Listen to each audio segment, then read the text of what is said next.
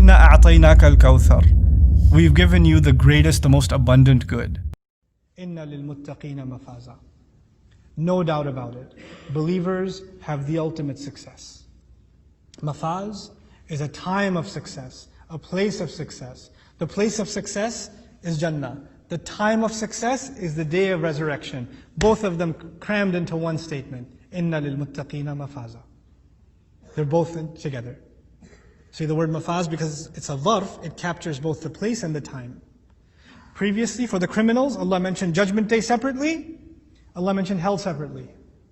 For the believers, He combined them into one. And that's also to describe how smooth the transition will be from Judgment Day into Jannah for the believers. May Allah make us from them.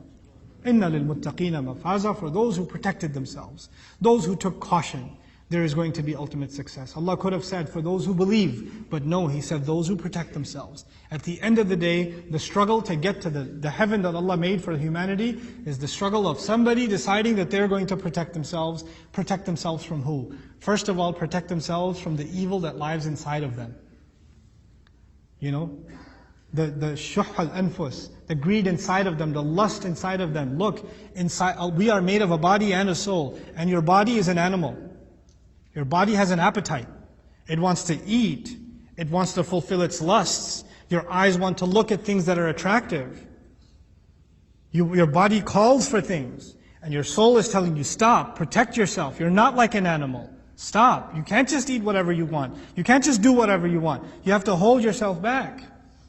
And if you keep giving into your body, your soul starts suffocating. You no longer have the ability to protect yourself. It's like those of you that work out understand. When you don't work out a muscle, it gets weaker. When you go back after a month of taking a break, you can't bench the same weight anymore, man. You got to keep going back and strengthening that muscle. There's an ability inside you to stop you from evil. When you stop exercising that muscle, it gets weaker and weaker and weaker, and you're no longer able to protect yourself. Then you're just an animal. In the Qur'an's language, you're dead.